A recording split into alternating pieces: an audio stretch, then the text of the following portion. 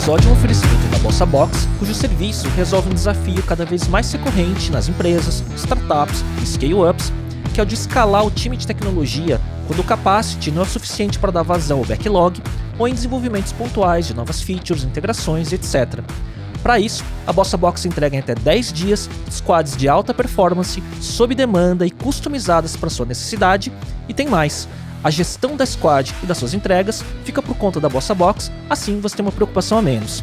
Ela já é usada por diversas empresas, desde multinacionais de vários segmentos até startups bem conhecidas, e tenho certeza que vai poder te ajudar também. Para saber mais, tem link aqui na descrição do episódio.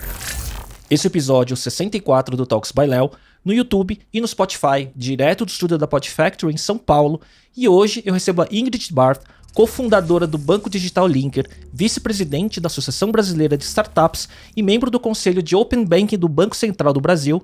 Ufa, eu acertei. Ingrid, obrigado por aceitar o convite para esse bate-papo. Eu que agradeço, super convite, um prazerzão estar aqui. Ingrid, você tem uma carreira assim, super bem sucedida como executiva no mercado financeiro, antes de embarcar na jornada como empreendedora. E essa transição deu muito certo, né? Primeiro eu queria que você contasse um pouco de como foi essa trajetória. Não, legal. Bom, eu costumo dizer que o sucesso não é aquela linha, né, que sobe, linear, super bonita. Eu costumo dizer que o sucesso é um miojo nojento, que você tá lá dentro, você não sabe direito como você vai se sair, quando você vai chegar, se você vai chegar. Então, quando a gente faz esse storytelling, é sempre muito bonito, né? Mas não foi tão linear assim. Eu vim de mercado financeiro tradicional, eu amava o que eu fazia, eu trabalhava com muito prazer, sempre gostei muito de trabalhar, super hiperativa. Hiperativa mesmo, diagnosticada. É até interessante falar sobre isso, porque na escola eu sempre fui penalizada pelo fato de ser hiperativa, porque eu sempre fui aquela aluna que fala demais, que não para quieta na carteira, que nem menino, né? E na minha vida profissional, isso foi um benefício, foi um trunfo que eu tinha, porque eu sempre consegui fazer muitas coisas ao mesmo tempo, sempre consegui canalizar isso de uma maneira positiva.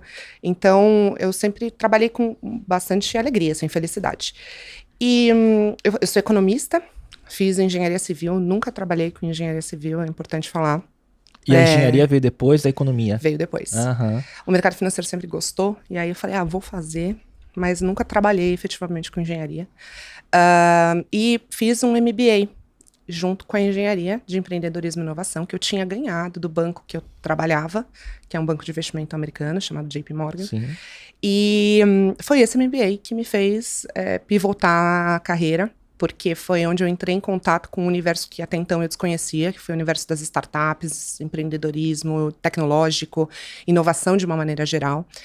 E eu amei conhecer isso, eu fiquei super empolgada, me encontrei, assim, até intelectualmente, me sentia desafiada intelectualmente, e quando eu voltava para casa, né, no sentido de, quando eu voltava para o meu trabalho, eu sentia que eu não empregava nada daquilo que eu estava aprendendo, que não tinha nenhum vínculo a princípio, e aquilo começou a me deixar muito frustrada.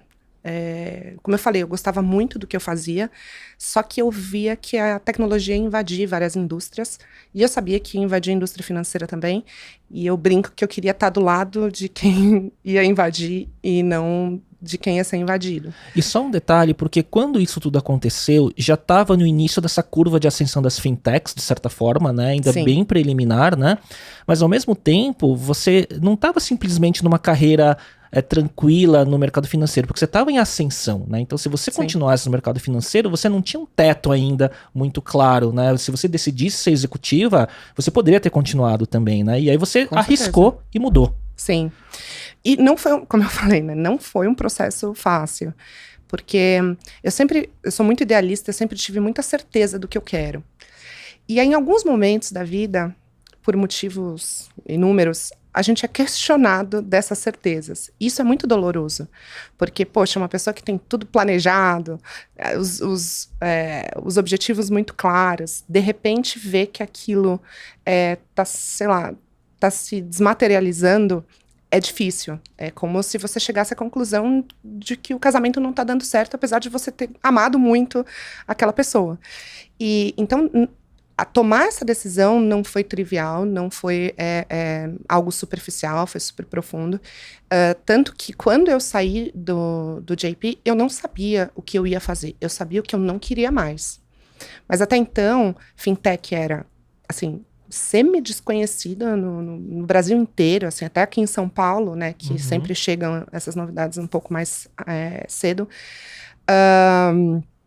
E aí, a ideia que eu tinha era, bom, eu não sou empreendedora, eu vou trabalhar numa empresa de tecnologia. Na época, eu tava vindo para o Brasil a WeWork, por exemplo, aí eu pensei, de repente, assumir uma posição de executiva na WeWork. Um período de transição, né? Exato. Mas ainda era uma transição leve, né? Uma transição de indústria, mas ainda sendo executiva de empresa. Ou um Google, um Facebook. Mas eu não cheguei a aplicar para nenhum processo seletivo. O que eu fiz? Fui viajar, fui fazer um mini sabático pela Ásia. E eu sempre falo isso, eu não encontrei a paz interior. Eu brinco que é para vender pacote de viagem. Mas foi muito importante para mim, porque... Deu um break. Deu um break. E deu uma desintoxicada, porque como é que eu senti que funciona a cabeça, né, da gente?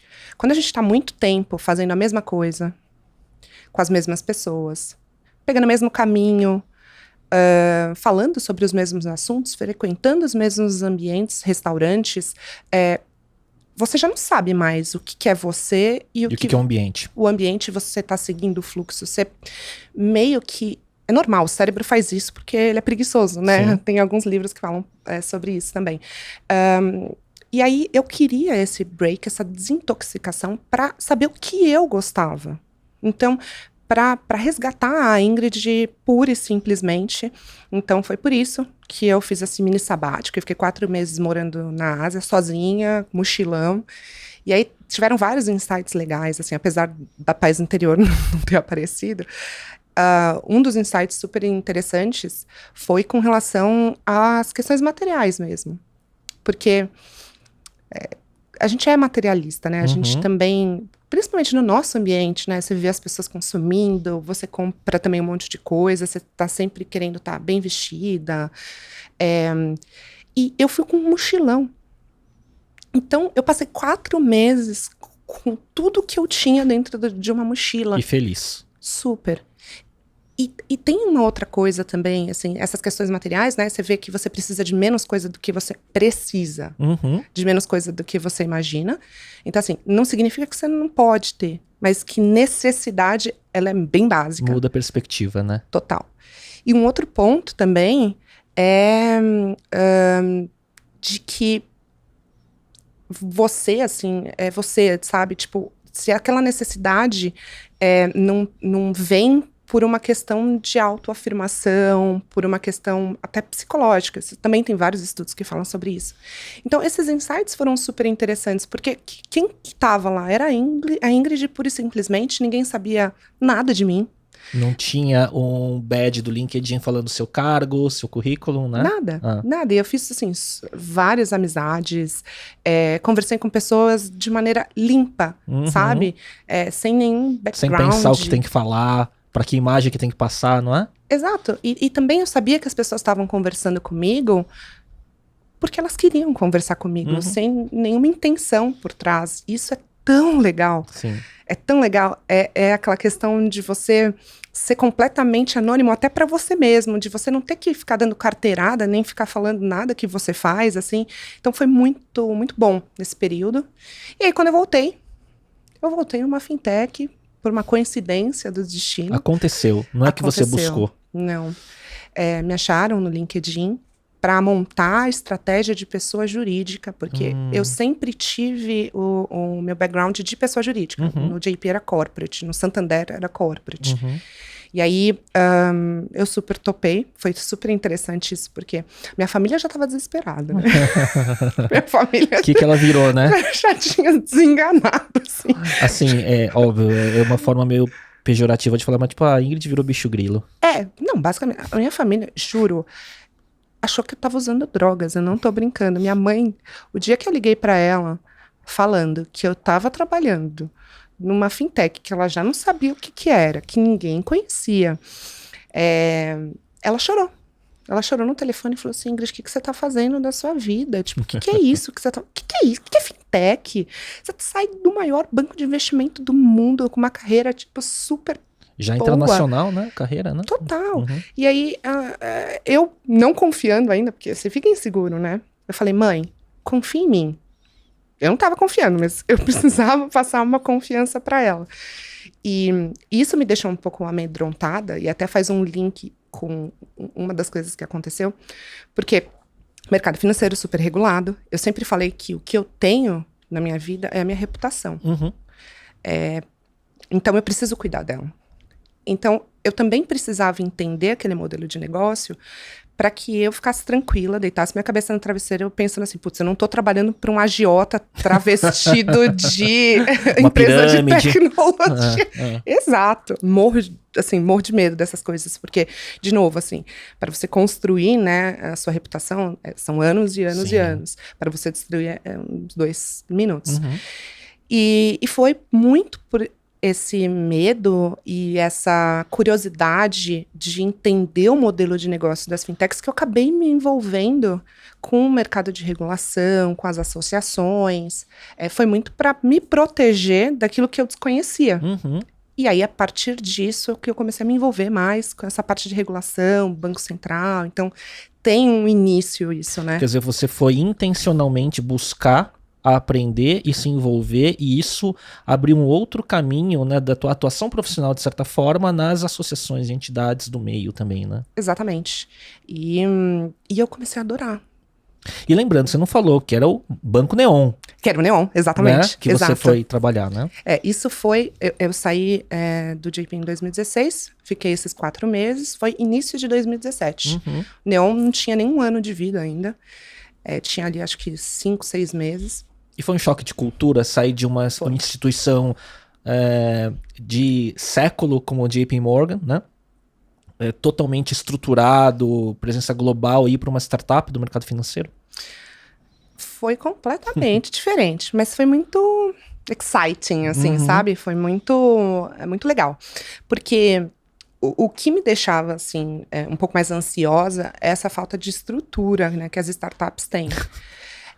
Incertezas, né? Não, era estrutura mesmo. Porque, por exemplo, eu cheguei no meu primeiro dia, não tinha onde eu ia sentar, não tinha computador, não tinha material. Aí eu cheguei para alguém que estava passando, eu não conhecia quase ninguém, né? Eu peguei e falei, aonde é que eu sento? Aí a pessoa olhou para mim, aonde você quiser. E saiu, assim. E aí eu peguei e sentei aonde eu achava que eu ia sentar, mas, assim, completamente meio assustada, né? E assim, não tinha um lugar para você pegar material. Eu falei, gente, com quem que eu tenho que falar para eu ter um computador? Aí me indicavam as pessoas. Então, é totalmente diferente, mas também não é ruim, entende? É só uma coisa diferente Mas mesmo. daí a tua característica pessoal de ser super hiperativa e tudo mais te fez entender como navegar nesse universo e saber que tem que ir atrás de você fazer do que esperar ter o playbook pra tudo lá, né? Exatamente. Não tinha playbook pra nada. Mas foi muito legal, assim, eu amei a jornada, tanto que eu nunca mais saí do universo de fintechs, né?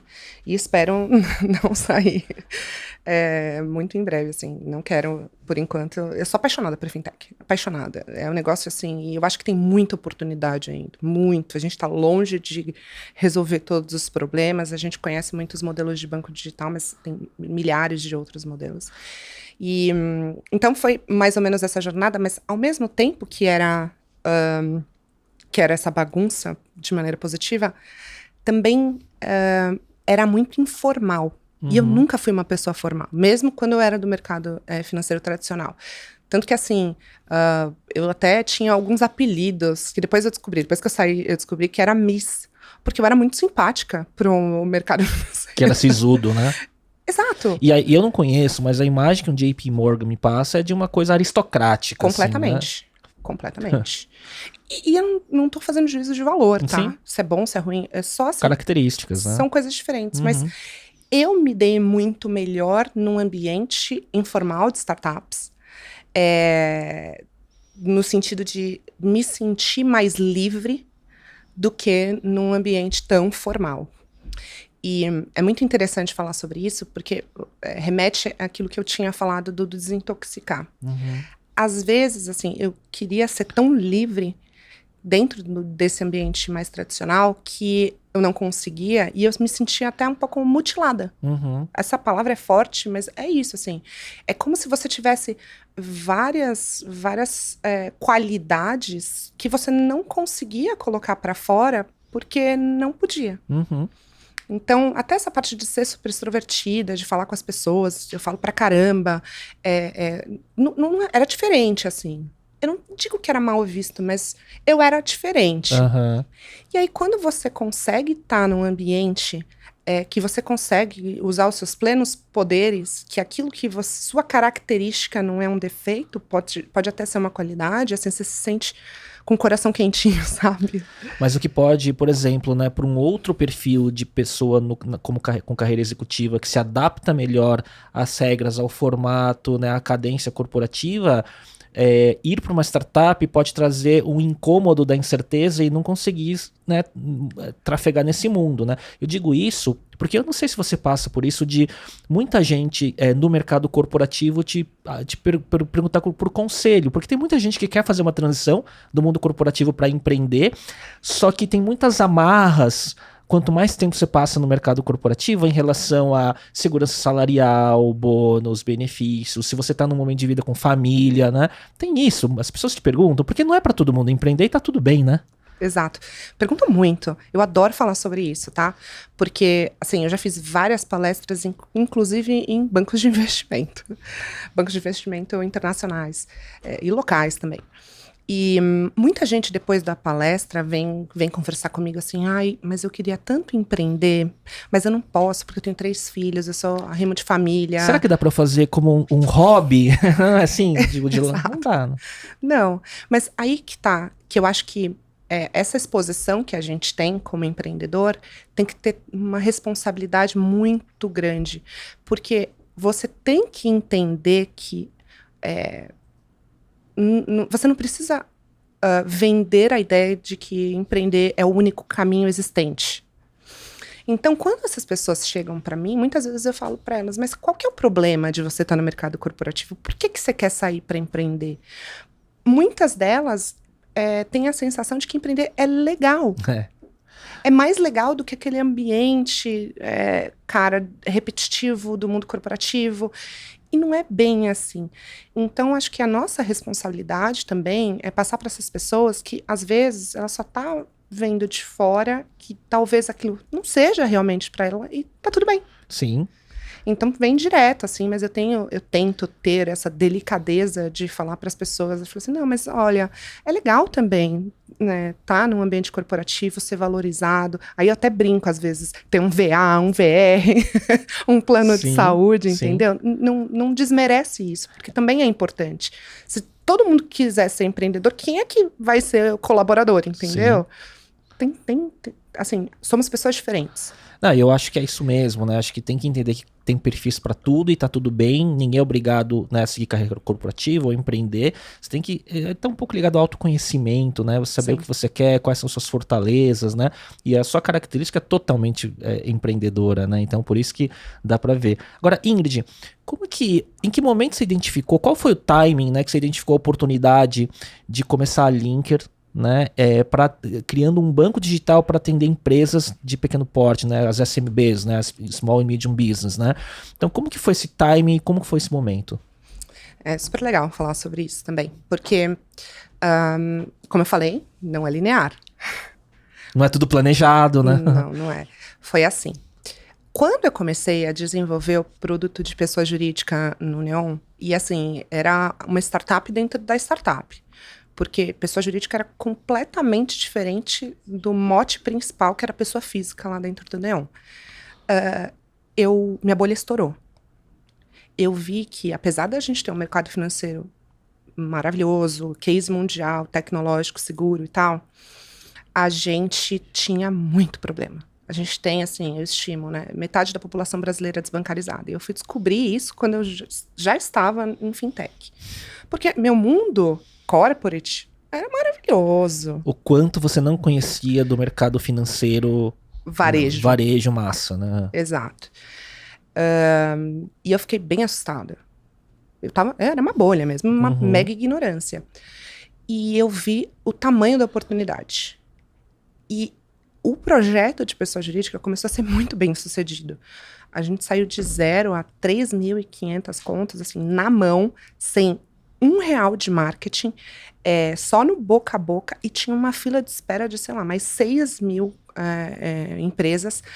As pessoas, eu brinco que as pessoas contrabandeavam meu telefone entre os grupos de empreendedores, porque todo mundo tinha muito problema com abrir conta, né? Pequeno e médio empreendedor, micro, pequeno e médio.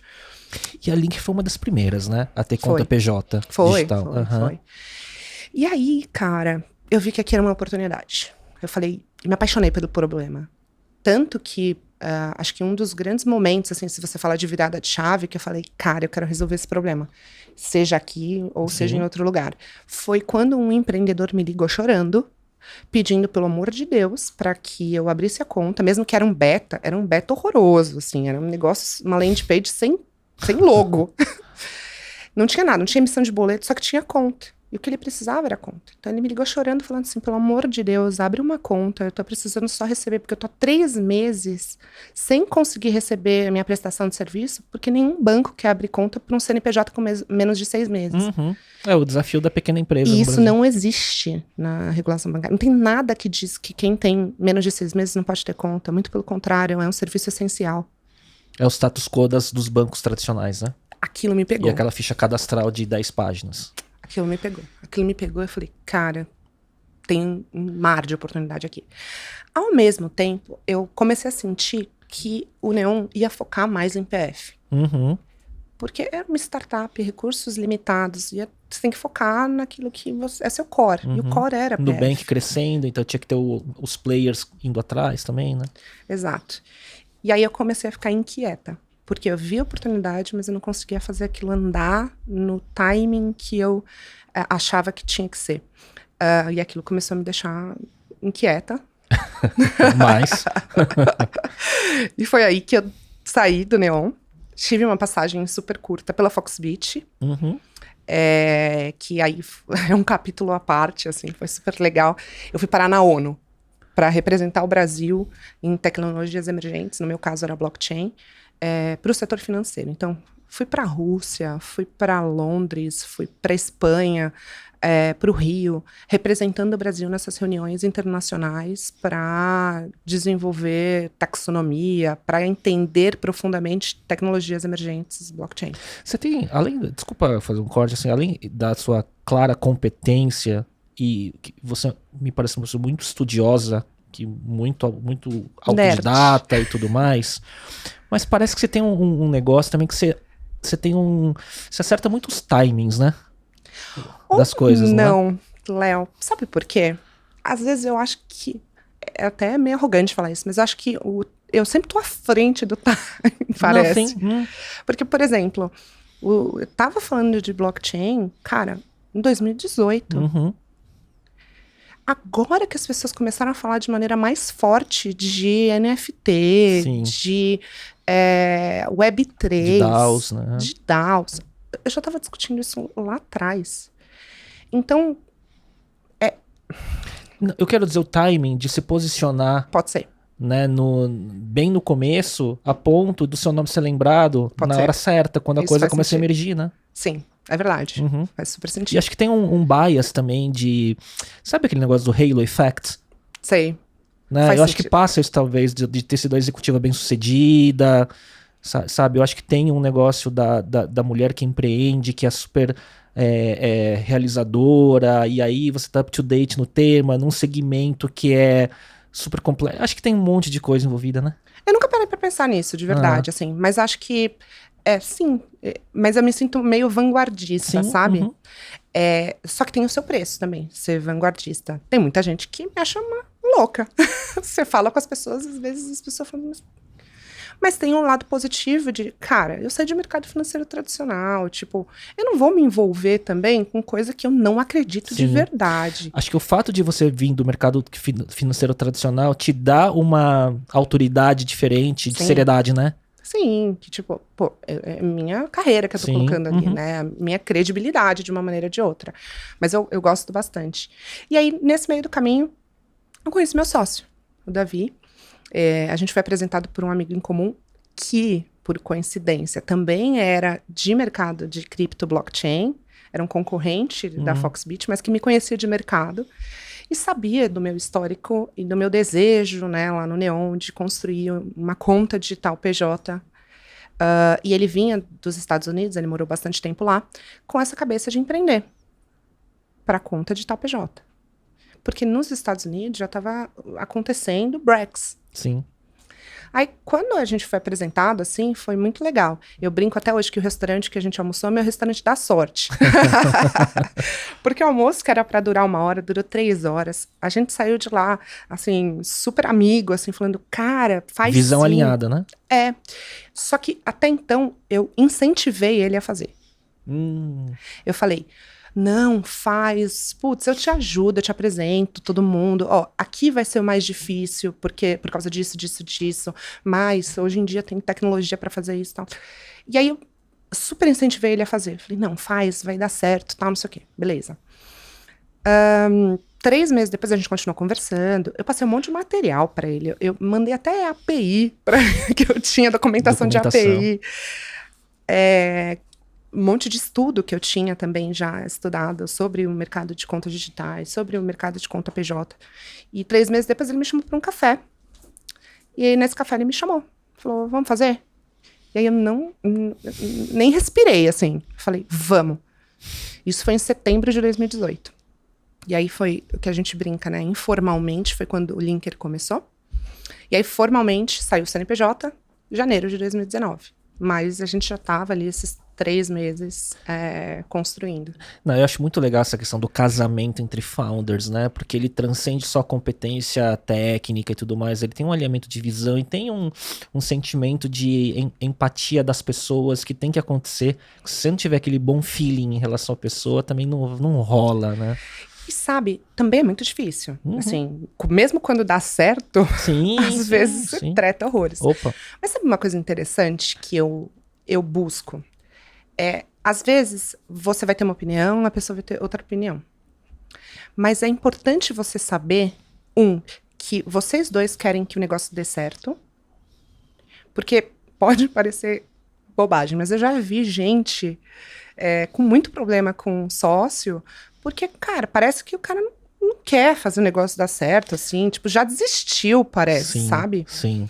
E a outra coisa, assim, é o ser humano. Que tipo de ser humano é aquela pessoa, sabe? E aí é muito mais alinhado com valores pessoais sem dúvida do nenhuma. que o business, tecnologia, o quanto que ele conhece, não conhece. Então, uma coisa assim que eu nunca tive dúvida com relação ao Davi é ética, é caráter. Então eu tinha absoluta certeza que ele nunca ia fazer absolutamente nada. Então, você dorme com uma paz tão grande, e isso o resto se alinha, né? O resto você quebra o pau, mas assim, de maneira positiva, Sim. né? Mas vai dar certo. Você dá um jeito de dar certo. Agora, você não muda caráter de ninguém.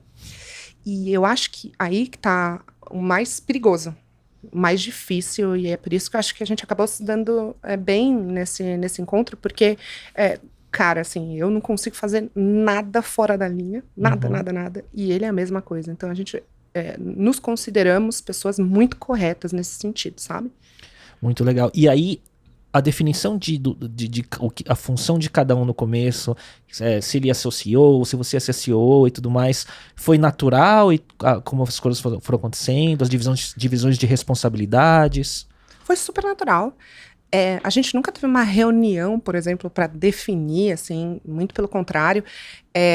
Eu sempre me envolvi em muitas coisas, principalmente pelo fato de gostar muito do regulatório. Isso acabou ficando comigo. Eu gosto muito da parte de cliente, então toda essa parte de atendimento ao cliente ficou comigo. E aí, naturalmente, ele ficou com essa parte, ele ficou como CEO, eu fiquei como CEO, mas essa divisão, ela é muito superficial. Assim, Entendo, é mais porque as grandes precisa decisões têm alinhamento, né? sempre. Uhum. Então, e com relação a isso, a gente nunca teve zero problema, sabe? E Ingrid, da tese inicial, né, ao início das operações, quais foram os desafios que vocês tiveram, né, de começo, assim, de funding, de validação da oferta de serviços, de aquisição de clientes? Quais foram os primeiros aprendizados que vocês tiveram para fazer a Linker decolar? São tantos, né? Mas acho que time é difícil, porque, cara, as primeiras pessoas que chegaram por nós. Primeiro círculo próximo. Exato, assim, vieram não porque elas acreditavam às vezes no que a gente estava fazendo, que muita gente nunca tinha trabalhado com isso, mas acreditavam que se a gente estava fazendo, era uma coisa legal. Mas assim, também não é trivial, né? Você não abre a porta e você tem uma fila de pessoas querendo vir para sua startup só porque você é legal. Então, eu brinco que é o canto da sereia, né? Uhum, esse canto da sereia, para as pessoas acreditarem, falarem, cara, ó, eu não sei se vai dar certo, mas a gente vai fazer de tudo para dar certo e a gente quer que você esteja com a gente. Então, acho que esse é o primeiro principal desafio.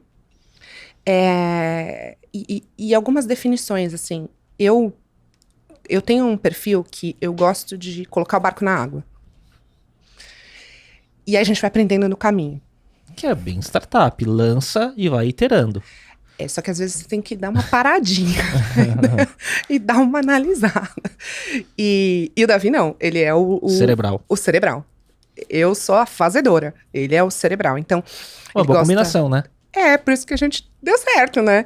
E ele vai profundamente e tal.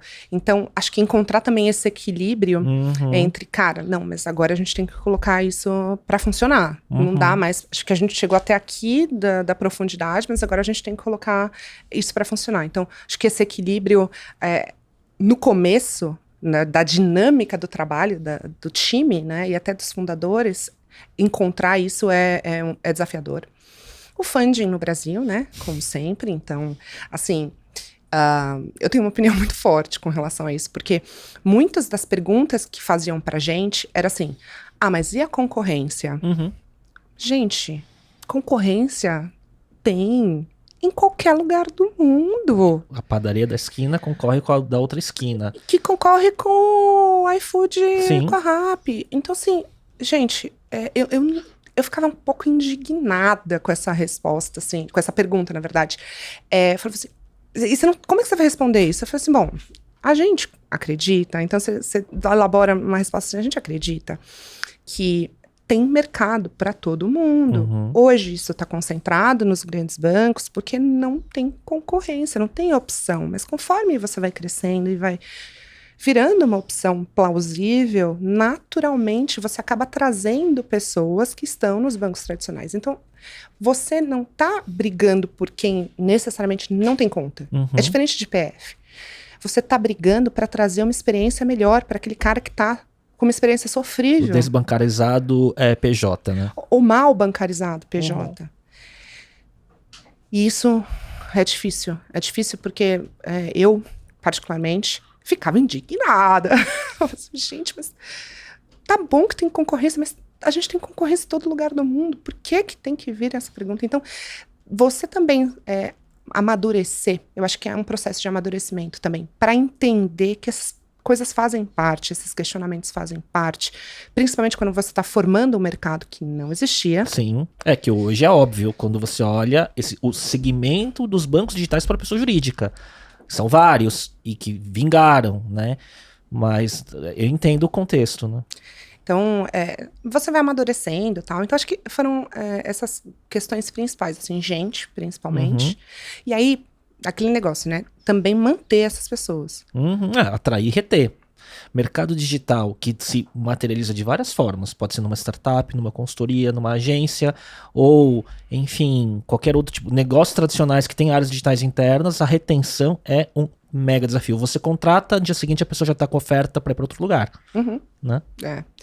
E eu acho que também esse amadurecimento de ser fundador, né? Então, você E é um aprendizado diário, eu não sinto que acabou, assim. Todo dia você se coloca numa situação, se coloca não, né? Se apresenta uma situação que faz você evoluir, que faz você questionar, que faz você aprender. Então, poxa, a gente tinha desafios no começo, agora com o time que a gente tem, são outros Sim. desafios. Então, por exemplo, essa questão de discutir diversidade. Felizmente, o Linker, como tem uma mulher fundadora, já nasceu muito diverso. Uhum. Muito mais do que grande parte das fintechs. Mas a diversidade não é só de gênero. Sim. E aí também você ter que fazer um negócio acontecer. Discutindo essas pautas que são tão relevantes. Discutindo pautas que são relevantes para o mundo. Sim. Não é E como só para o seu equilibra- microsistema. E como equilibra colocar essa pauta que é tão importante, né, numa empresa que tem a visão e a construção da cultura da forma como você acredita, e por outro lado, tendo que entregar resultado e performance também do business, né? Exato. E Pra com mim, os acho que problemas do sim. dia a dia. Exato. Os problemas todos que acontecem todos os dias em qualquer lugar do mundo. Então, eu acho que agora, nesse momento, principalmente com essas discussões globais que estão acontecendo, não só de diversidade, mas, sei lá, de governança de Sim. uma maneira geral, é um aprendizado. Da visão original, Ingrid, para o que a Linker virou depois, o perfil do cliente, a oferta de serviços que vocês têm hoje, né? Ela se materializou da forma que vocês vislumbraram logo no começo? Ou a amplitude da visão ela foi se alargando à medida que vocês foram caminhando? O Linker hoje é a visão original? Sempre foi. A gente sempre quis ser uma alternativa pro pequeno e médio empreendedor com relação aos bancos tradicionais. E a gente começou do jeito que a gente queria começar, que era da parte transacional. E por que a gente começou com a parte transacional? Porque Conta. Conta, Pagamento, pagamento, recebimento. transferência, boleto, cartão, para você entender a dinâmica desse pequeno e médio empreendedor. Porque uma coisa é você, sei lá, consultar um birô. Uhum. O birô tem ali as suas métricas, as suas considerações, a sua matriz. Você ter esse entendimento através da movimentação do seu cliente te traz uma visão muito melhor do cliente. Sazonalidade, tipos de negócio, assim. Então, a gente começou da maneira que a gente queria começar e até hoje isso é muito claro pra gente, que a gente queria ser dono do relacionamento. Uhum. E a gente acredita que através da conta é que você é de fato dono do relacionamento. Sim, que é o dia a dia.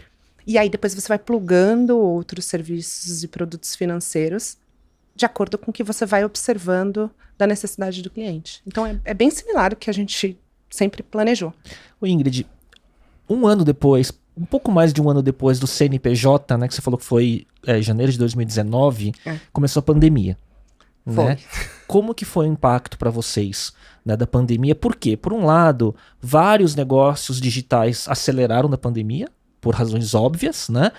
Acredito que deve ter acontecido com vocês também, ao mesmo tempo que você tem que escalar uma cultura trabalhando remoto e tudo mais, né? Contratando. Como que foi o impacto para vocês?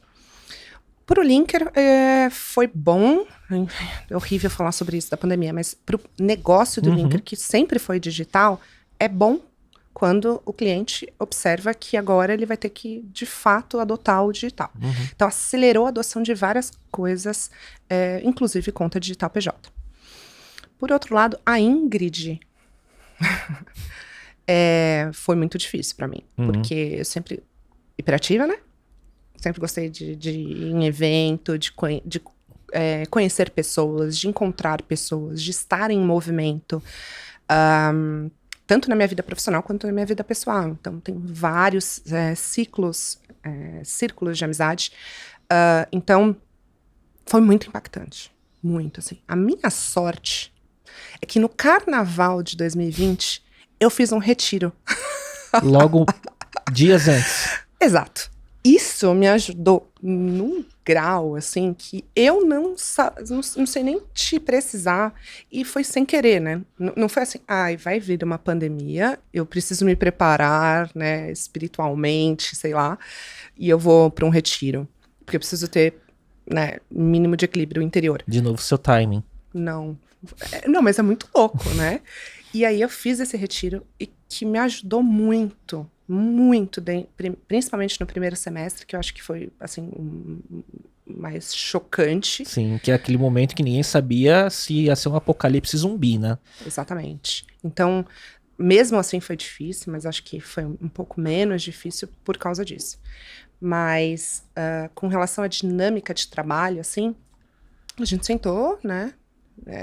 Ali. Empresa crescendo, você tendo que se acomodar nesse formato remoto, enclausurada, e a empresa bombando, né? E aí a gente contou muito com a ajuda de um sócio nosso que é muito dessa parte de Scrum, e que aí a gente criou uma dinâmica de dailies para as áreas, daily diária. Então, você fazia as rotinas, né, diárias ali de entregas, sprint, que funciona até hoje. Então, também ajudou, né? Tecnicamente falando, isso ajudou pra caramba. E até para otimizar muito do nosso trabalho, né? Porque o presencial é maravilhoso, eu não troco por nada, continuo amando, mas muitas vezes tem ali um gasto de tempo desnecessário com mais reuniões.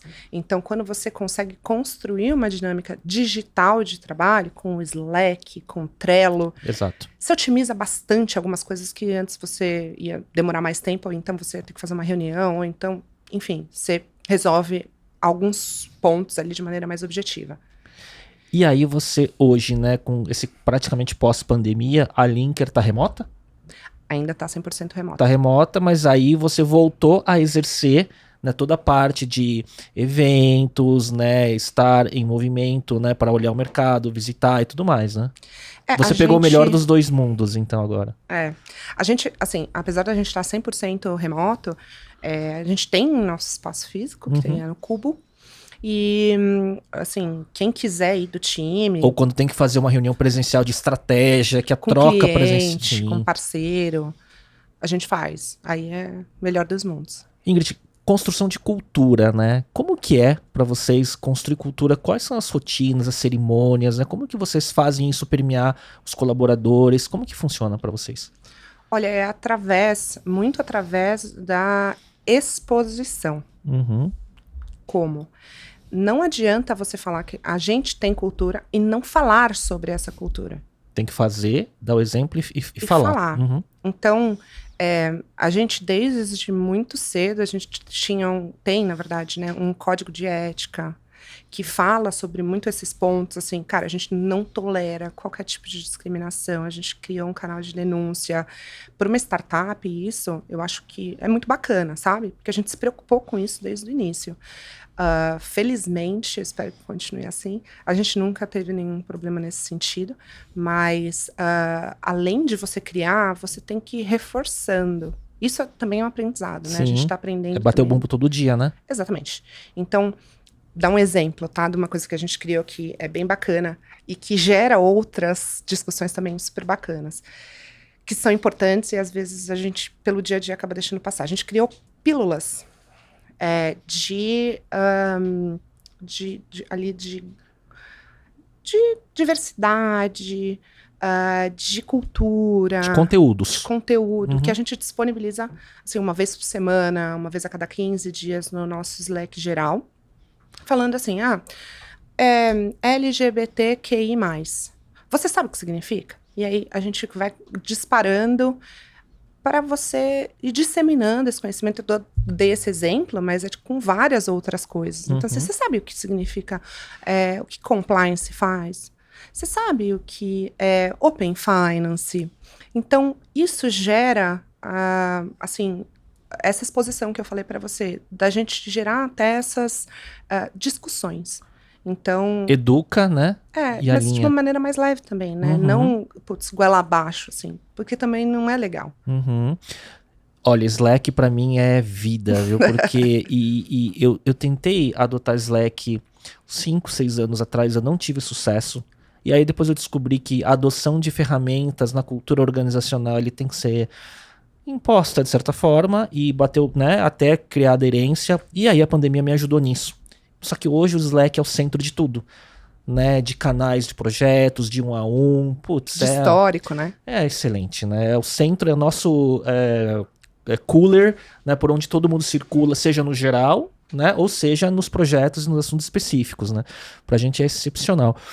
Ingrid, e daí, a gente tá falando de quase 3 anos depois da fundação, pouco menos, né? Vocês foram adquiridos, né, por uma outra fintech, a Omni, né? Como que foi esse processo de aproximação? Como que vocês pensaram, puxa, esse é o match? Como que foi esse processo de decisão? Olha, não foi como eu falei, não é linear. Sim. Não foi um processo assim, nossa, estamos nos conhecendo e tal. A gente estava com a rodada aberta, a gente ia fazer a nossa segunda rodada, e a Omni apareceu, fazia muito sentido, né? Até pela natureza dos business. O cliente é exatamente o mesmo. Então, o Marcelo Lombardo, que, nossa, eu sou fã, me abordou o Davi e tal, e começaram as conversas dessa forma, e foi caminhando, assim, para a proposta, que foi muito bacana. Mas só um detalhe de tudo isso, eu estava grávida, de 8 meses. Isso foi em 2021. Isso. Que mês que foi, mais ou menos? Foi entre outubro, setembro, Nossa, outubro final e do ano novembro. passado. Porque minha filha nasceu dia 1º de novembro. Minha filha é de 1º de novembro. Ah, é? De 2009. Escorpianas. Nossa. Não é fácil. Ela nasceu dia 1º e eu assinei os últimos documentos lá para o dia 5, 6. E dia 17 a gente estava presencialmente, eu com 15 dias de parida, com o time lá no Cubo para anunciar a fusão com a Almier. Foi bem intenso. Eu já não aguentava mais ficar sentada, porque a barriga estava tão grande que eu fazia as reuniões já deitada. Então, meu marido dormindo e eu lá com fone, 2 horas da manhã. Eu brinco que a Maia, minha filha, queria muito nascer, porque eu não comia direito, eu não dormia direito, e não tinha como evitar estresse, né? E a operação bombando, então foi interessante, assim. Muito curioso, né? Porque foi um processo onde teve uma super aceleração de crescimento do negócio ao longo da pandemia e todo um processo de aproximação e concretização do exit durante ainda a fase maior da pandemia, que a gente está falando até 2021, a gente estava provavelmente em segunda onda de vacinação nessa época ainda, Exato. né? E aconteceu tudo rápido, de certa forma, né? Bem rápido, bem rápido.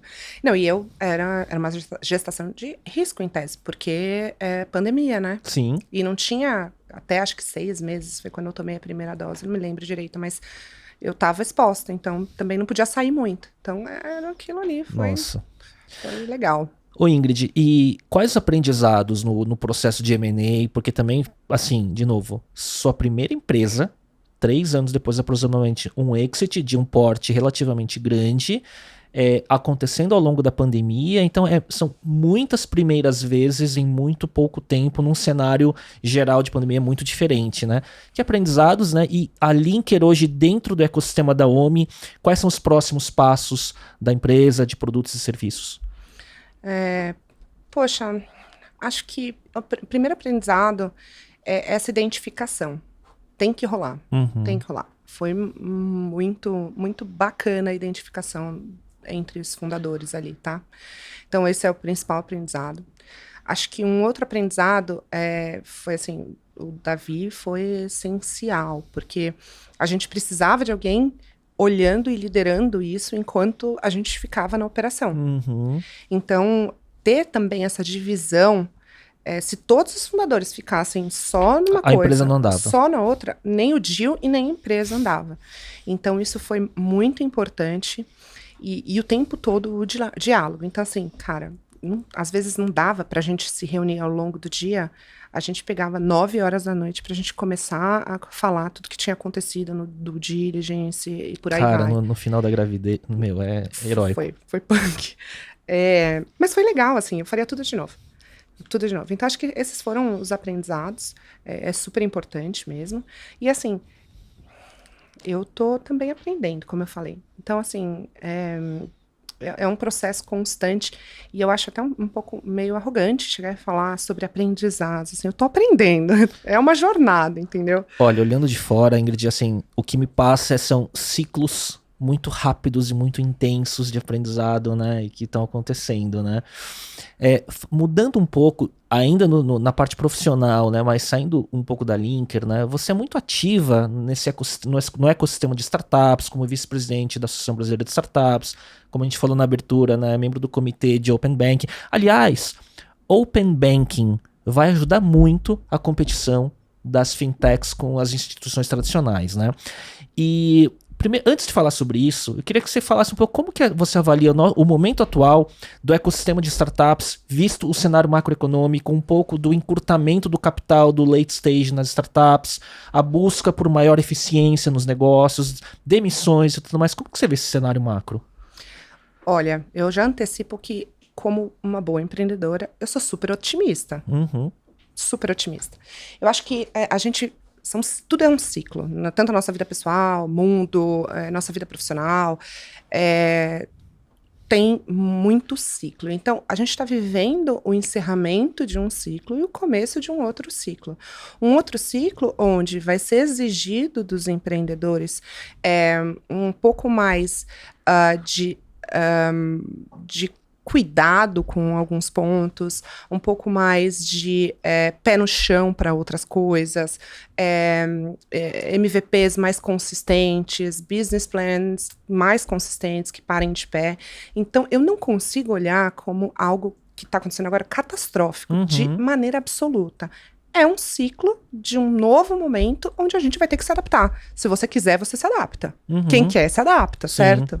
Então, é muito disso, assim.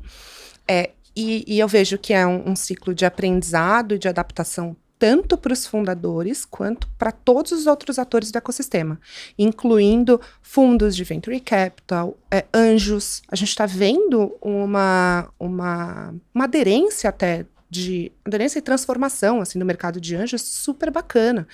Eu, por exemplo, quando eu comecei a me interessar por investir em startups, porque até então não dava, eu fui me educar para isso. Então, eu fiz 2 cursos, tipo, super curtos, mas assim, 2 cursos de investimento anjo para entender melhor com outro olhar, porque eu tinha um olhar empreendedora.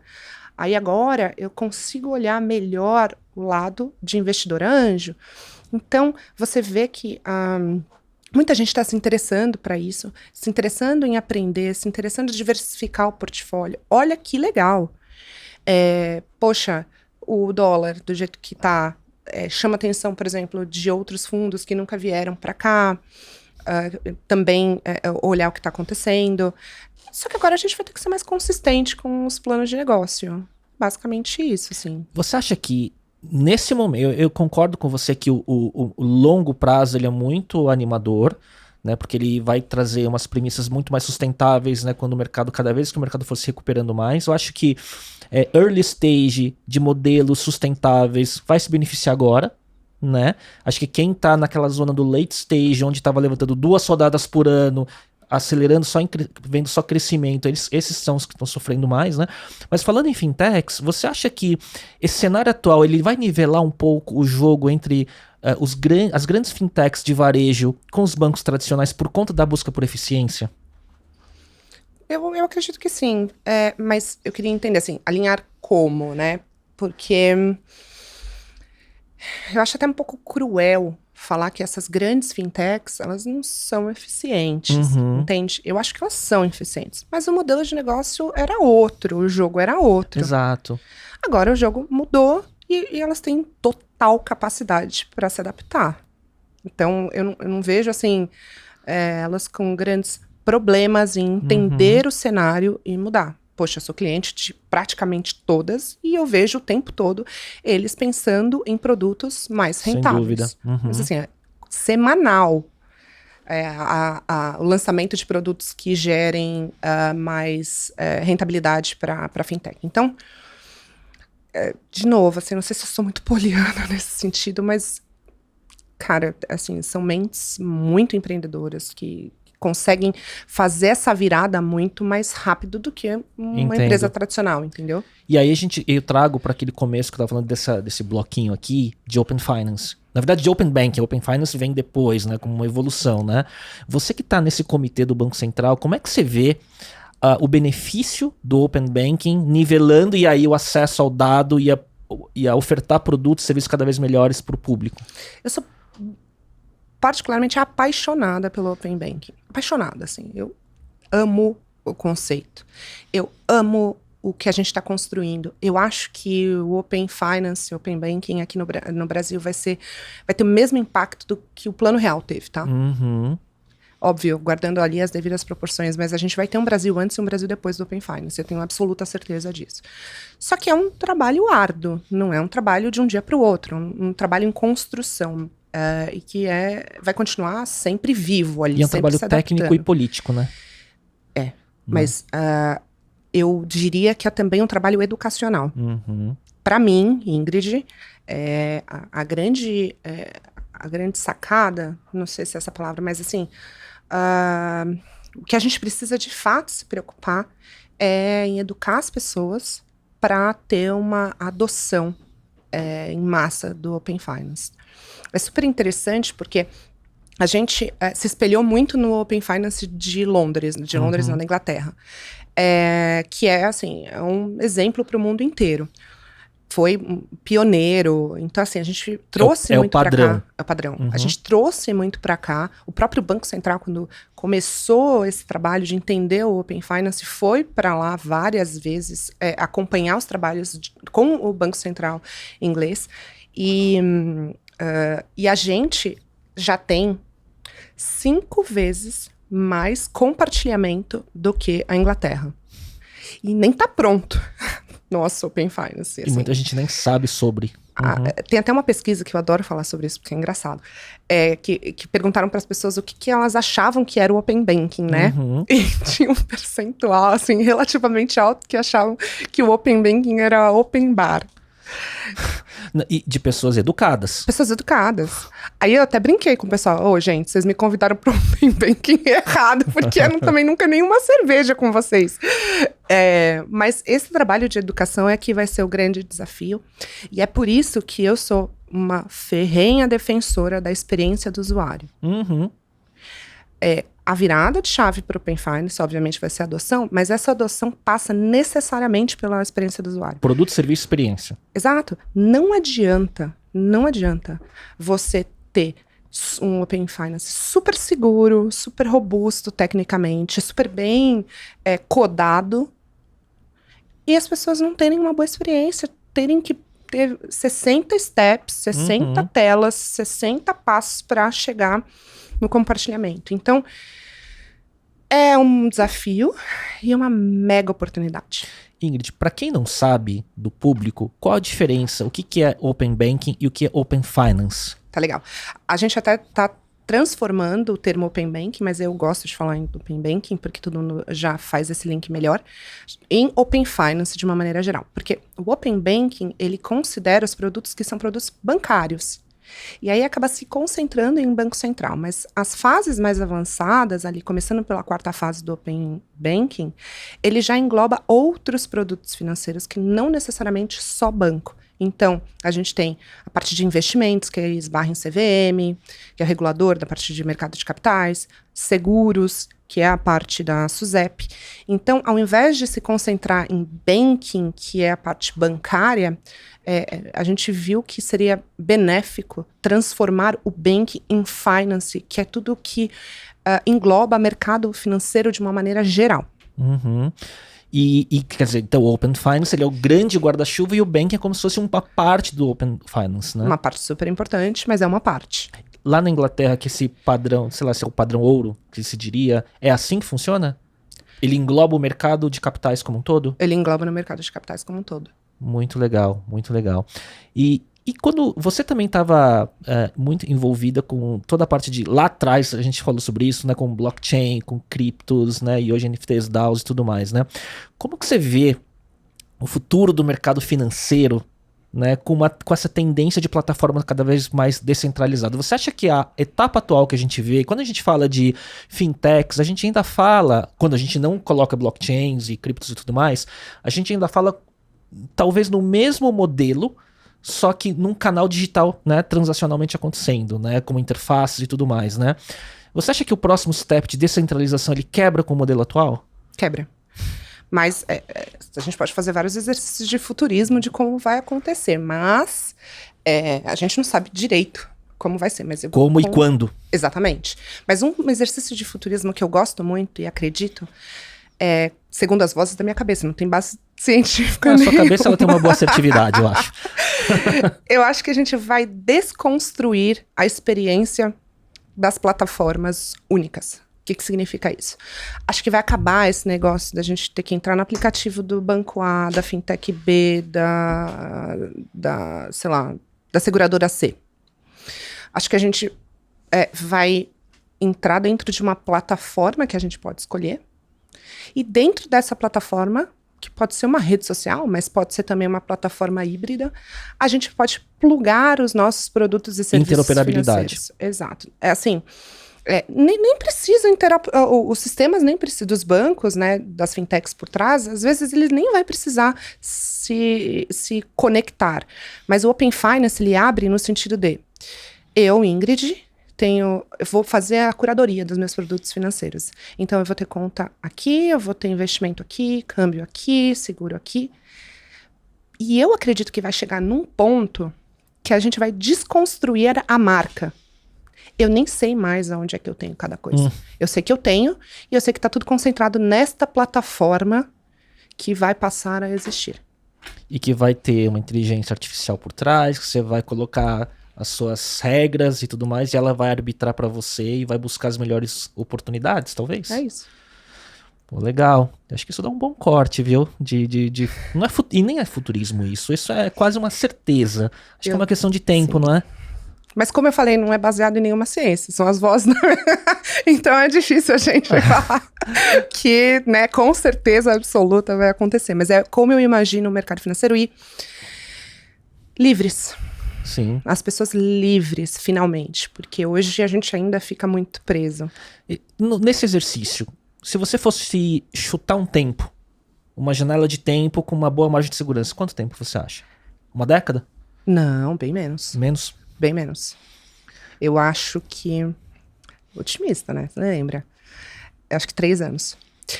Porque essa sensação temporal que a gente tem dessas inovações, ela tá cada vez menor. Então, pensa, fintech, né? A gente estava falando de fintech, eu comecei a estudar fintech em 2016, que foi quando eu finalizei o meu MBA. Cara, os 3 primeiros anos, as pessoas não sabiam de nada. Do que era fintech. Parece que de um dia para o outro, mas assim, lá para 2020, todo mundo já estava sabendo que era fintech. Então, essa curva de aprendizado, ela tá cada vez mais curta. Uhum. E por isso que eu chuto uns 3 anos, assim. Porque, poxa, o Open Banking está sendo construído. Aí vão entrar os outros produtos, né, daquele guarda-chuva Open Finance, no próximo ano. Aí a gente vai ter mais um ano ali de aculturamento das pessoas, de educação, de bater naquela... curva de inovação, né? No próximo ano a gente vai começar a ver adoção. Adoção, assim, forte. Então, por isso que eu chuto uns 3 anos, assim, porque ainda vai ter... A gente tá construindo, também tá cada vez mais rápido, né, essa construção.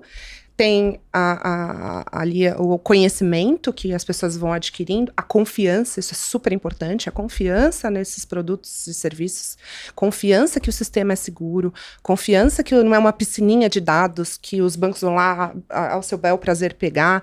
Não, é tudo dentro de regras e só se você der o seu consentimento. Então, isso, as pessoas elas vão ficando mais confortáveis com essa dinâmica e aí a gente começa a ver uma adoção. Uma adoção massiva, talvez não em 3 anos, mas acho que o começo dessa adoção e desse entendimento em 3 anos, com certeza, para que a gente crie até projetos dessa plataforma que eu falei para você, porque isso também a gente vai precisar criar, ainda não existe.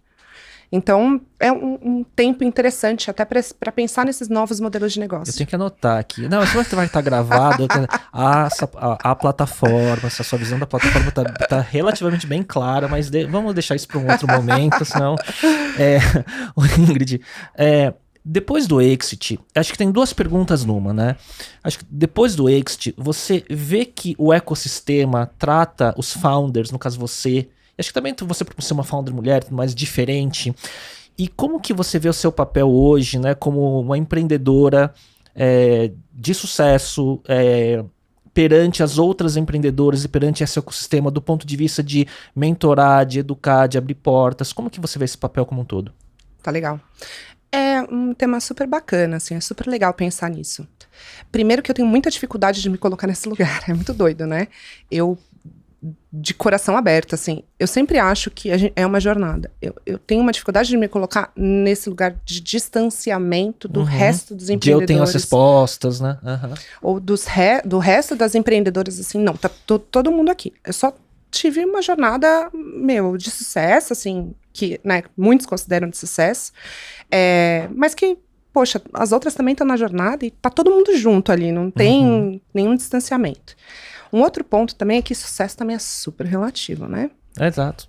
Eu quero fazer muita coisa legal ainda na minha vida. Então, eu tô muito longe de onde eu quero chegar. Eu tô muito longe das pessoas todas que eu quero impactar. Então, também, eu não consigo colocar esse distanciamento com relação às outras pessoas, com relação ao sucesso. Mas eu acho que muda.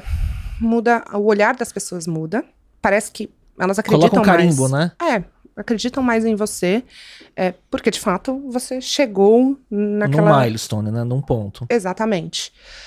E eu tô super iludida, porque dizem que agora, depois que você fez um exit, as coisas ficam um pouco mais fáceis. Talvez tenham, obviamente, desafios, mas os desafios eles ficam mais sofisticados. Dizem por aí. Não sei, tô acreditando.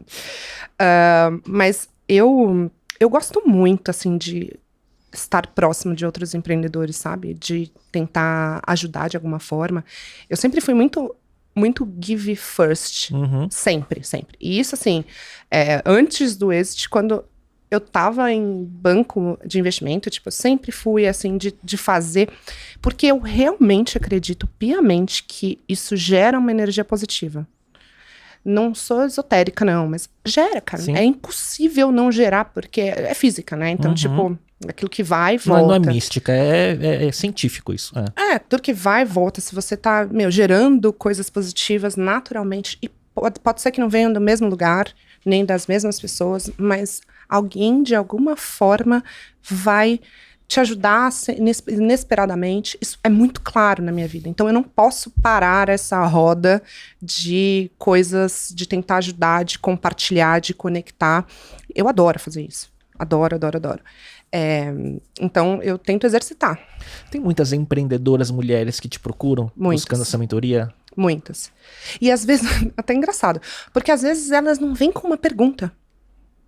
Elas querem ouvir. É muito doido isso, né? Estar próximo, né? Eu acho que... Exato. Elas, assim, faz pouco tempo, acho que umas 3 semanas, teve uma empreendedora que marcou comigo, tá? E eu tento sempre encaixar na agenda também, é um desafio grande isso, mas eu tento. Eu nunca vou deixar de fazer isso. Que ela falou assim, olha, eu não tenho uma pauta. Eu só queria conversar com você. Quase uma terapia. Mas... terapia empreendedora. Tá tudo bem. Sim, também, claro, sabe? Claro. Ela estava em outro país, é super interessante, porque ela estava em outro país, empreendendo longe da família, dos amigos e tal. Então, eu senti aquela angústia de repente, se conectar com alguém que também é empreendedor, que vai entender essa angústia. E a gente faz, estamos aí para isso. Na medida do possível, né? Porque também ali, filha, né? Vida pessoal, a gente tenta, né? A gente tenta tocar tudo. Mas outra coisa que eu aprendi, assim, e eu também falo direto sobre isso, não existe, tipo, equilibrar pratinho. Esquece, não tem. Deixa todos, né? Não tem. Vai ter pratinho que vai estar caído, vai ter pratinho que vai estar rodando pouco, vai ter pratinho que vai estar brilhando ali. Tem que estar, não é confortável, mas tem que estar consciente, né? Que é assim. Exato. Senão sofre. senão fica muito frustrado, cara. Porque, de novo, assim, são ciclos. Então tem ciclo que a sua vida pessoal tá ótima, mas sua vida profissional tá cagada. Sim. Desculpa meu francês, mas... E vice-versa, às vezes você não consegue frequentar os seus amigos, os eventos com seus amigos tanto quanto você gostaria. E os amigos de verdade, eles sabem, eles entendem, eles vão te enchem o saco, mas Uhum. eles estão lá. Ingrid, você falou que sempre tem estado à frente da curva em olhar para inovação, quais são os próximos ciclos e tendências. Então a gente estava falando agora há pouco de Open Banking, Open Finance, blockchain, NFTs, criptos e tudo mais, né? Mas, então, visto que você está sempre posicionando, né, e olhando o que está lá na frente, o que você está olhando que a maioria das pessoas não estão vendo ainda e que você está estudando ou de olho agora? Open Finance. Uhum. Muito cases fora do país. Acho que dá para a gente aprender muito com o que está acontecendo nos outros países. E é interessante. Uma coisa que eu gosto bastante e que muita gente ainda no Brasil não entende ou não gosta, olha meio torto, assim, é essa parte de public policy. Uhum. Cara, eu acho que cada vez mais, principalmente ecossistemas de inovação, eles precisam olhar para isso, porque se a gente não tem como aliado o poder executivo, o poder legislativo, pensando não em novas legislações, mas pensando em caminhos de abrir para os empreendedores, para as ideias novas, a gente não vai conseguir evoluir. E muita gente acha que isso... ninguém gosta de... não gosto de política. Cara, viver é político. É um ato político. Uhum. É política. Você tá ali, poxa, conversando com seus amigos, é uma maneira de fazer política também. Você tá entendendo os diálogos, as reuniões, é tudo política, é um jogo político. Você tem essas convicções, você quer implementar suas convicções, você tem que negociar, você tem que saber ceder, você tem que saber quando não dá para ceder. E eu gosto muito de olhar para esse pedaço dessa construção. Então, cara, o Open Finance só existe por causa desse esforço também do Banco Central de trazer. Eu só estou no Conselho Deliberativo representando as fintechs porque eu estava lá desde antes do Open Finance ser instituído, a abertura oficial ali do Open Finance. Mas por quê? Por causa desse envolvimento regulatório. Às vezes, você não tem algo assim, como eu posso dizer, você não tem um tópico específico que você precisa evoluir. Mas você precisa fazer esse relacionamento. Poder executivo, poder legislativo, ministérios, Itamaraty, para fazer essa importação, exportação de inovação, de tecnologia, de projetos interessantes, de fundos de investimento que querem entrar no Brasil. Às vezes não tem essa conexão, mas é através dessa construção que eu acho que a gente evolui muito. Você estava falando, eu até saí e voltei enquanto você falava, porque eu vislumbrei, assim, se por acaso, num certo futuro distante, você se vê em política. Presidente do Banco Central. Não é uma piada, né? Não. Não, mas daqui uns 15 anos eu quero ser a primeira mulher presidente do Banco Central. Se a gente tiver uma outra mulher antes disso, melhor dos mundos, porque é bom pra, diversidade. Mas você tá na corrida. Tô na corrida. Mas é uma corrida longa, é um longão. Muito bom, Ingrid. Indo pra reta final, vamos falar de algumas coisas de aprendizados e desenvolvimento pessoal. Quais os principais skills que a Ingrid de hoje tem que você não tinha quando começou a empreender? Ou o que você teve que refinar e melhorar, que você vê claramente que é diferente hoje? A parte diplomática da coisa. Eu tive que, durante muito tempo, me masculinizar muito, tá? E isso não é só na roupa e nem na maneira que você fala, assim, né? Mas como você se coloca e, às vezes, de maneira muito agressiva. Eu tive uma escola, né? Sim. Que não é um moedor de carne ali. Se você não aprende a se colocar, vão te atropelar. Mercado financeiro, corporação global, muito masculinizado, né? Muito pesado, assim, até. Então, assim, que tem que ser forte. E aí, a minha maneira de encontrar essa fortaleza foi, de fato, eu me masculinizando. E aí, ao longo do tempo, eu fui aprendendo que essa casca que eu tinha criado já não era mais necessária para muita coisa. E abrir mão disso também, você fica com medo. Você acha que é perigoso. Eu falei assim, poxa, mas funcionou tanto, né? Como é que eu vou abrir mão disso? Só que não funciona mais. E por vários motivos de um mundo que tá mudando também, né? Com absoluta certeza. Mas que não é a vibe do lugar. Então, eu sou brava. Eu sou bem brava, assim. Mas eu já fui muito mais brava.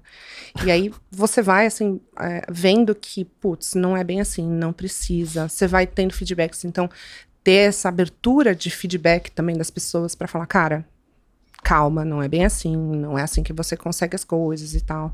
Então, acho que pra mim, essa diplomacia, reinventar essa diplomacia na minha vida foi uma jornada e tanto, acho que também, de novo... Uma desconstrução, de certa forma, que foi forjado assim na primeira fase da carreira, né? Completamente, foi uma desconstrução. Mas acho que foi uma evolução legal, uma coisa positiva. Eu valorizo muito também networking. Uhum. E com é bizarro também, mas assim, com coisas que não necessariamente têm a ver com o meu business, tá? Então, tenho grupo de vinho, tenho grupo de corrida, tenho grupo de amigos do poker, sabe essas coisas, assim? Porque você sempre tá aprendendo com essas pessoas. Uma coisa que antes eu fazia e que eu não quero mais fazer é me fechar no mundinho. Uma bolha. E achar que aquilo é a realidade. Até trabalho voluntário eu acho importante a gente fazer pra gente não achar que a nossa vida é o reflexo de tudo que acontece no mundo. Então, cara, você tem que ver gente que tá precisando de cesta básica. Você tem que doar a cesta básica pra você realizar que você tá numa posição de privilégio gigante. E a própria maternidade, né, me ajuda com isso. Porque... De novo, assim, todo mundo me pergunta, até você não perguntou, achei interessante. Como é que você concilia maternidade, carreira, porque tal? Essa é a pergunta óbvia. E eu lembro, só desculpa um parênteses, quando eu conversei com a Mariana Dias da Gup, ela falou, cara, quando eu ia fazer o meu roadshow para levantar minha série A, lá no começo, antes da Gup se provar, a pergunta dos investidores para mim, como CEO, era como você vai conciliar vida pessoal com o casamento ou com filhos no futuro e tudo mais, né? E não é justo, né? Porque para homem a pergunta é outra, né? Então eu não faço essa pergunta porque... Ótimo. Mas até trazendo isso, por que eu trago, né? Porque a minha maternidade foi tão privilegiada. Ela é tão diferente da esmagadora maioria das mães nesse país, que até cruel eu chegar e falar aqui que não, dá super para você conciliar maternidade e carreira. Dá super. Quando você tem babá 24 horas, quando seu marido... Exato, quando seu marido tem uma flexibilidade no trabalho gigantesco, quando você tem uma rede de apoio gigantesca, quando você tem amigas, milhares de amigas que estão neste mesmo momento de maternidade com você, que você consegue trocar.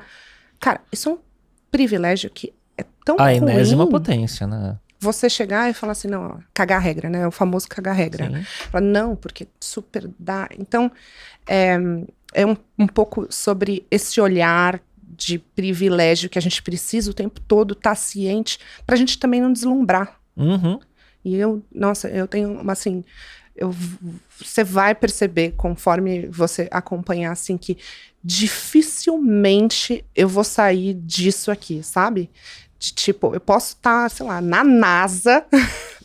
Vamos ver daqui a 15 anos, quando você for presidente do Banco Central, se a resposta vai ser vai estar assim, você vai ver que a Ingrid vai continuar sentando no boteco, tomando cerveja no copo ali, de vidro, o mais básico possível, porque é assim que eu sou feliz. Ingrid, ferramenta de desenvolvimento pessoal, né? Seja meditação, coaching, terapia, o que você usa? Ou... não uso. Eu acredito em tudo, né? Eu brinco que eu sou pan-religiosa. Tudo. Na minha casa tem mística. Tudo. Tem tudo que você pode imaginar. Tem aquele negocinho budista, né? Que você faz o barulhinho. Tem um monte de santo. Eu adoro São Francisco de Assis. Sou super devota de São Jorge. Amo São Jorge. Tem orixá. Tem umas coisas que eu trouxe da Ásia. Eu acho que tudo que faz bem, faz bem. Então, acho que na pandemia isso me ajudou muito, como eu falei pra você, tipo, me ajudou muito, assim. Então, muitas vezes eu me apegava à fé. Eu acredito em ET também, então eu estudo sobre isso, eu adoro. Você gosta? Adoro. Eu até brinco que eu já tive contato com umas experiências extraterrestres, assim, todo mundo me chama de louca, mas talvez eu seja. Mas também já tive, acho muito legal aprender sobre isso.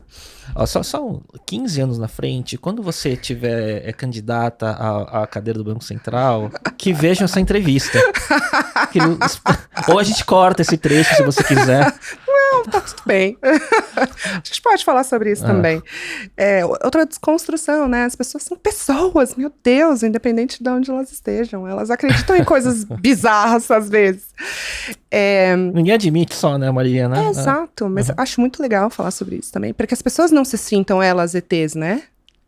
Não, essa pergunta de onde a gente veio, acho que tem ixi, isso dá um episódio inteiro. E eu acho que assim, coisas que eu faço que eu gosto muito, que é bem diferente, é a ayahuasca. Uhum. Mudou minha vida, assim. Eu não faço, assim, não é uma vez por mês, eu faço, sei lá, umas 2, 3 vezes, assim, no máximo, por semestre. Mas me ajudou muito, porque eu sou muito agitada, então eu não consigo fazer uma meditação tradicional. E aí o processo meditativo que a ayahuasca me proporciona é um processo, assim, que ou você faz, não tem, assim, opção, porque é um negócio que te leva de maneira forte, assim, pra meditar. E eu resolvi muitos problemas na minha vida através da meditação via ayahuasca. Muitos problemas. Porque, olha que interessante. Uma das coisas que eu percebi, conforme eu fui consagrando, né, é que existem as coisas que acontecem e existem como a gente interpreta as coisas que acontecem. Acho que 70% dos nossos problemas são imaginários. Interpretações do que aconteceu que não condizem com a realidade e que a gente fica lá sofrendo loucamente. Isso é quase o princípio do stoicismo. Você só precisa olhar diferente. Isso aconteceu, por exemplo, com até a relação com a minha mãe, assim. Porque a gente se deu muito bem durante um tempo, mas conforme eu fui ficando adolescente, né, foi problemático. E eu batia muito diferente com ela, principalmente pela separação do meu pai, que foi quando eu era criança e tal. E aquilo, putz, eu questionava muito a minha mãe. Poxa, por que você se separou?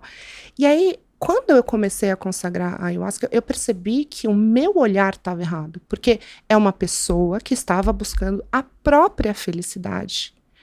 E isso é tão nobre, é tão corajoso, principalmente no momento que ela vivia, década ali de 80.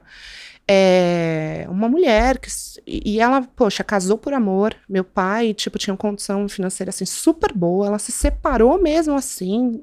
Poxa, quando você muda o olhar, cara, parece que as coisas se transformam. Minha relação com ela melhorou, assim, drasticamente. Então, e eu sofri durante muitos anos à toa.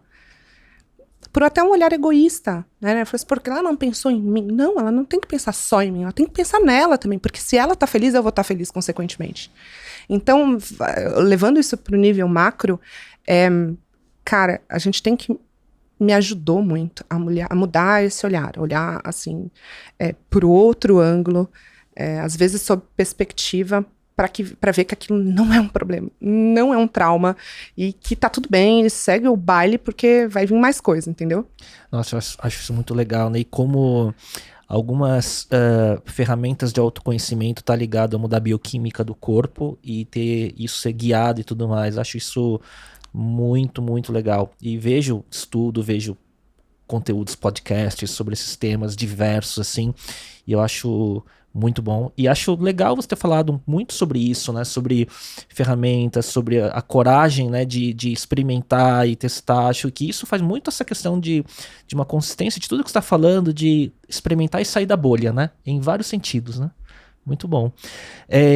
Ingrid, como é que é a sua rotina, dia a dia? Existe alguma cadência? Existe. Acho que de manhã, assim, eu tenho acordado muito cedo por causa da bebê, né? Então, de manhã bem cedo, assim, eu tento ficar com ela o máximo que eu consigo, até começar, de fato, a rotina, porque normalmente à noite eu já não consigo muitas vezes, principalmente quando eu saio para trabalhar presencialmente, quando eu vou em alguma reunião e por aí vai. Então, eu tento ficar com ela nessa manhã, bem manhã. E aí depois é a rotina de trabalho, assim. Como eu falei, eu sou bem viciada em trabalho, então eu estou ligada quase 24/7.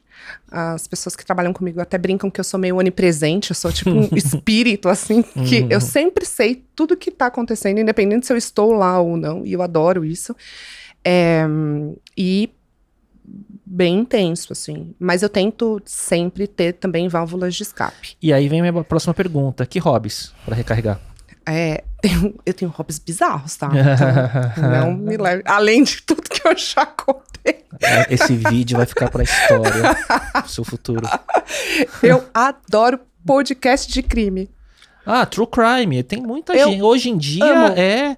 não é tão bizarro, porque hoje em dia tem muita gente que gosta. Muito, assim, é meu hobby, assim, quando eu tô dirigindo, quando eu tô tomando banho, os poucos tempos, né, que você tem ali durante o dia, mas sempre que possível, eu adoro esses podcasts. Eu até já falei isso com a minha psicóloga, né, tipo, eu falo, cara, será que eu tenho uma doença mental? Isso quer dizer alguma coisa? Gosto disso. Aí ela falou assim, Ingrid, é ótimo, sabe por quê? Porque, assim, eu brinco pra ela, que falo que é meu lado B, né? Mas ela falou, cara, é bom que você ouve, mas você não faz, né? So far. Entendeu? É justo, né? Então, brincadeiras à parte, eu acho muito legal, porque eu sempre gostei de mistério, né? Então, minha mãe tinha a coleção inteira de Agatha Christie. E aí, isso acaba me vinculando muito com esse momento que eu tinha quando eu era criança, adolescente, de leitura e tal. Então, eu gosto bastante. Eu adoro psicologia humana. Então, também é muito interessante para você aprender sobre psicologia humana. Então, esses podcasts eu ouço sempre. Eu gosto muito de série. Muito, eu sou viciada em várias séries. Eu vejo bastante coisa. Então, gosto principalmente de séries policiais. E essas nórdicas, que estão saindo bastante também, gosto bastante. E eu gosto muito de sair com os meus amigos. Então... e de conversar, de trocar ideia, assim. Eu gosto de ler também, mas não tem dado tanto tempo. Então, eu gosto de conversar com pessoas diferentes, de diferentes mundos, assim. Então, eu tenho um grupo de amigas que são mães, que a gente teve filho. Começou eu e mais 2 amigas, que são empreendedoras também, a Adriana da Vibe, que fez um exit, e a Luísa da N2B, que também fez um exit para Smart Fit. E a gente estava grávida mais ou menos juntas, e a gente fez um grupo que hoje tem, sei lá, 90 mães. Que legal. E que a gente troca o dia inteiro. E aí tem gente de tudo quanto tipo, tem procuradora, tem médica, tem empreendedora, tem C-level de empresa, advogada. Tem um monte de coisa. Eu gosto muito de trocar com elas, porque a nossa maternidade é diferente. Por inúmeros motivos, assim, principalmente quem é empreendedora.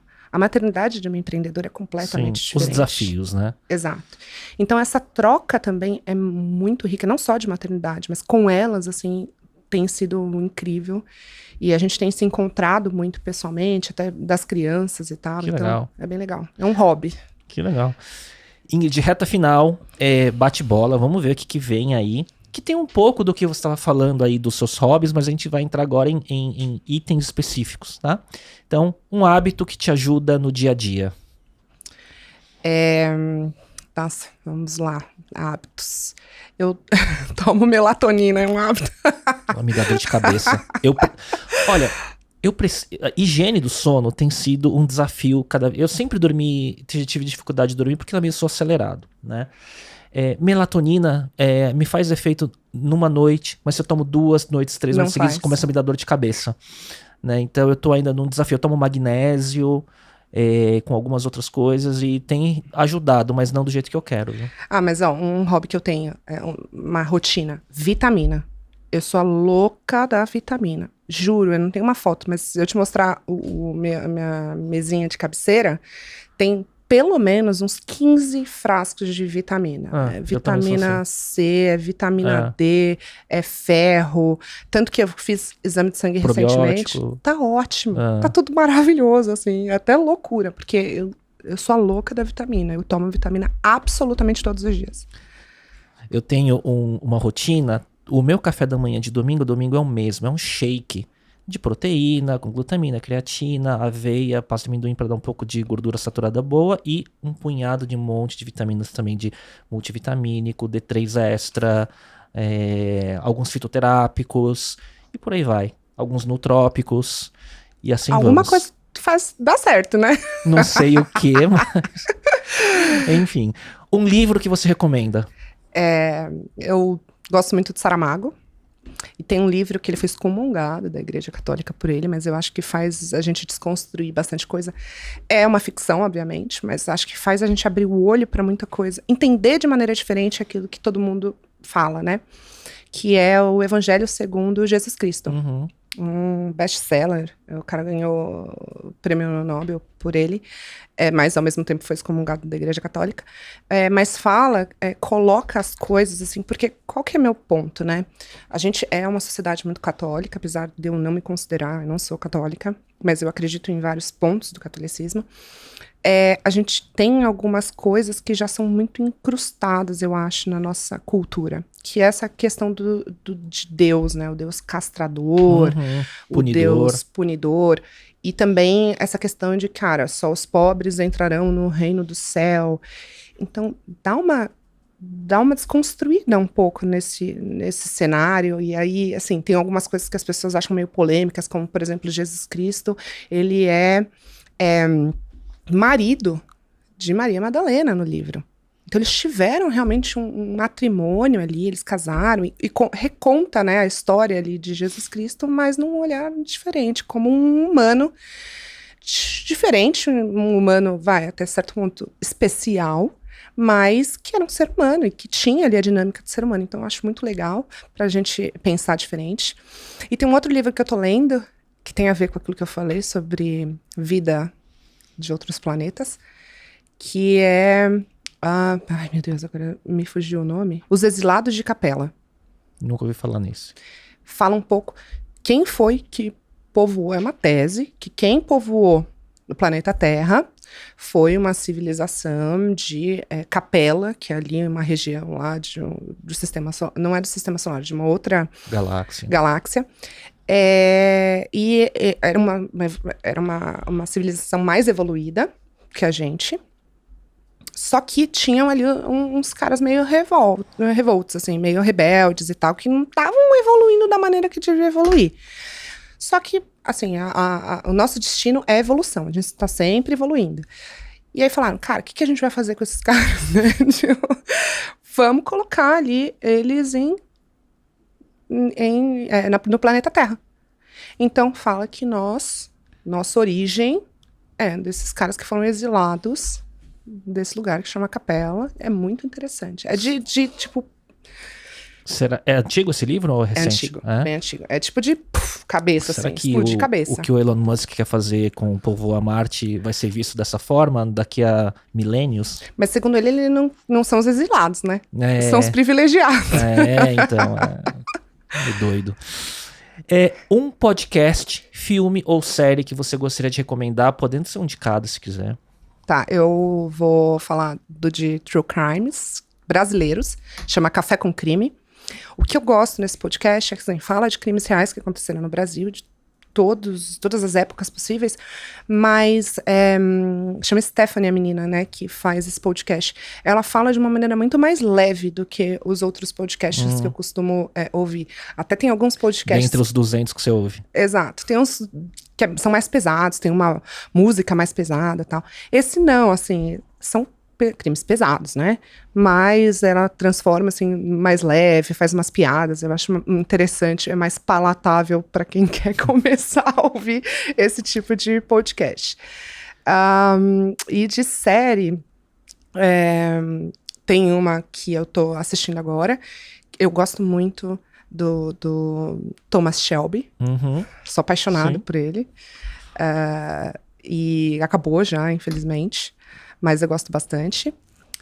Que mais de série? Nossa, eu assisto tantas. Tem um Working Moms, que é canadense, que eu gosto bastante também, que fala um pouco dessa dinâmica de mães que trabalham, então desconstrói essa visão romântica da maternidade, eu acho legal também.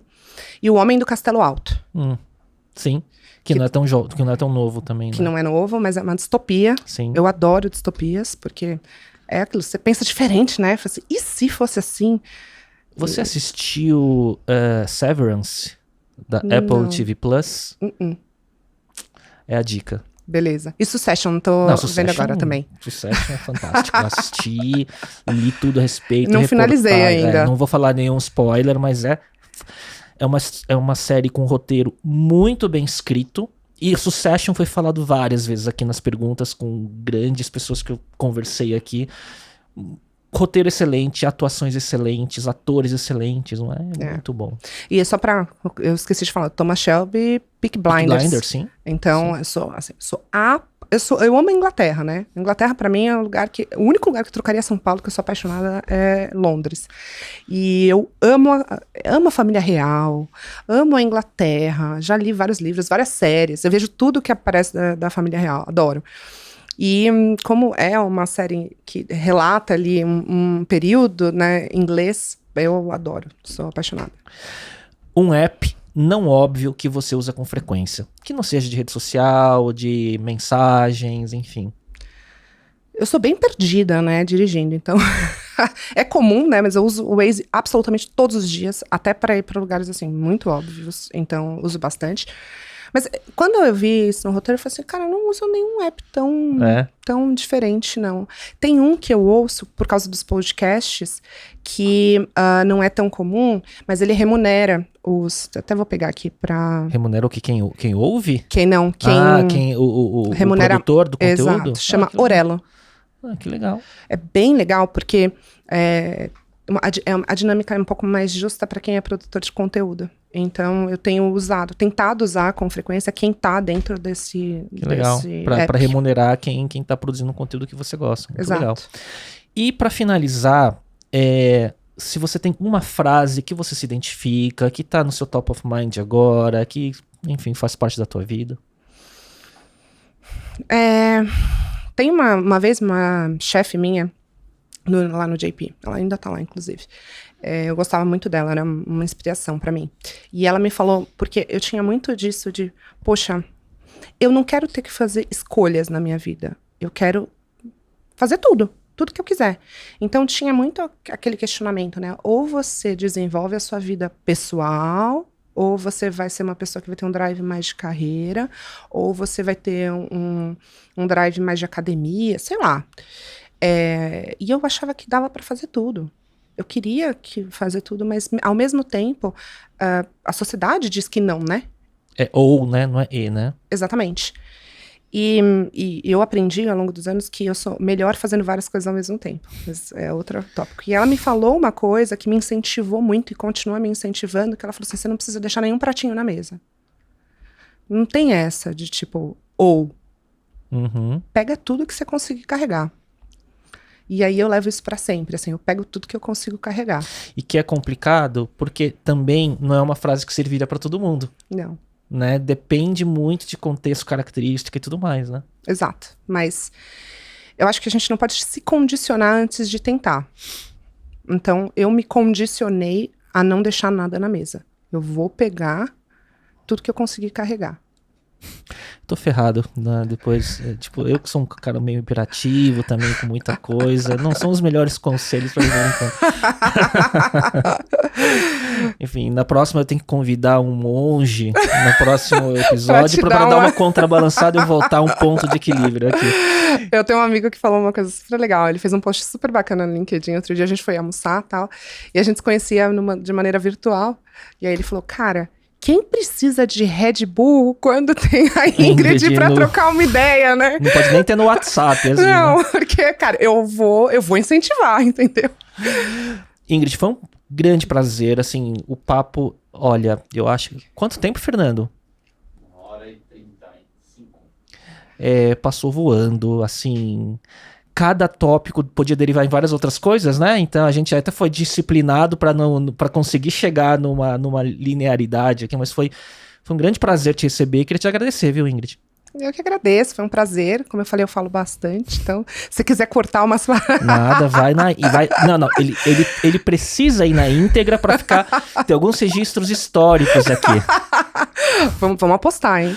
Mas super obrigada pelo convite, pelo privilégio, assim, você tá fazendo um trabalho excepcional. Obrigado, Ingrid. Queria agradecer a todo mundo, tenho certeza que foi muita coisa não óbvia durante o nosso papo, muita coisa educativa, muitas curiosidades e surpresas, né? E a gente volta na próxima semana, no próximo episódio. Até lá. Tchau, tchau.